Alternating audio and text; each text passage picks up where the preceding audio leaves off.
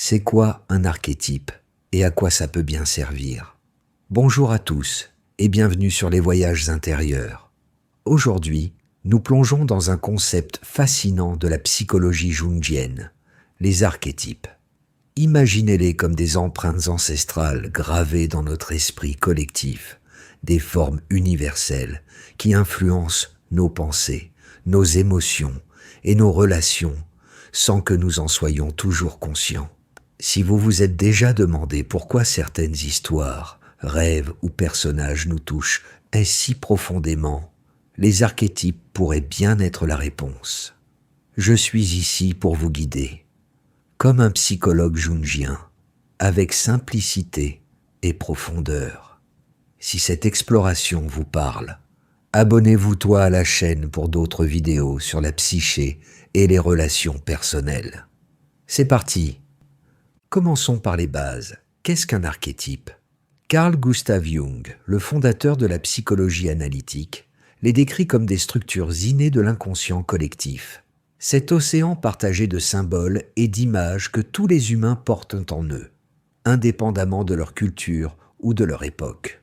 Pensez-y comme à un blueprint universel, un modèle primal qui émerge dans nos mythes, nos rêves, nos arts et même nos comportements quotidiens. Ce ne sont pas des idées abstraites, ce sont des forces vivantes qui façonnent notre réalité intérieure. Il y en a plusieurs. Par exemple, prenons l'archétype du héros. Vous le reconnaissez dans les contes de fées, comme le chevalier qui combat le dragon, ou dans les films modernes, comme un super-héros sauvant le monde.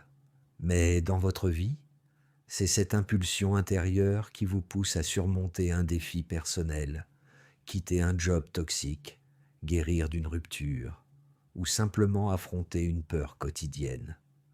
Le héros n'est pas parfait.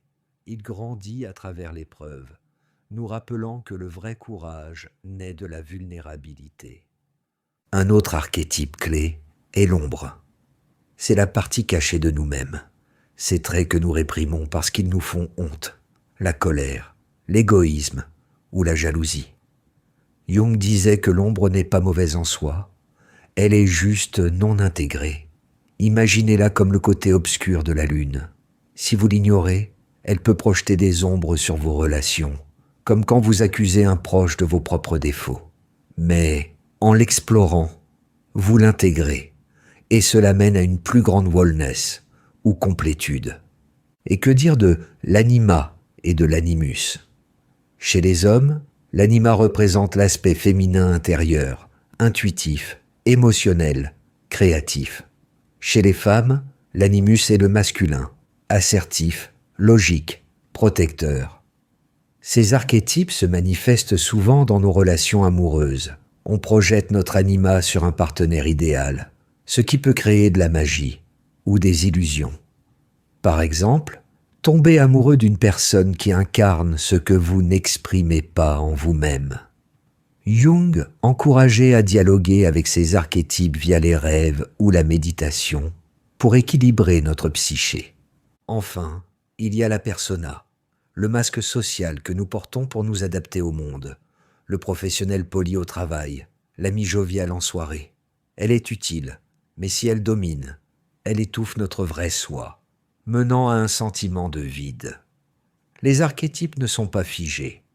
Ils évoluent avec notre processus d'individuation, ce voyage vers l'intégration de toutes nos parts pour devenir plus authentiques. En résumé, les archétypes sont comme des guides intérieurs, des échos de l'humanité qui nous aident à naviguer la vie. Ils nous relient les uns aux autres, expliquant pourquoi un mythe grec résonne encore aujourd'hui. Pour les explorer chez vous, notez vos rêves et cherchez-y des symboles récurrents. Observez vos réactions émotionnelles fortes dans les relations. Elles pourraient révéler une projection archétypale. Et rappelez-vous, ce n'est pas un diagnostic, mais une invitation à l'introspection. Si cela résonne profondément et que vous le souhaitez, vous pouvez toujours consulter un thérapeute jungien pour un accompagnement personnalisé. Merci d'avoir écouté. Prenez soin de votre monde intérieur. Il est rempli de merveilles.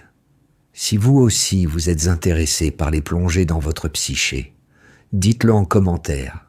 À bientôt pour un nouveau voyage intérieur.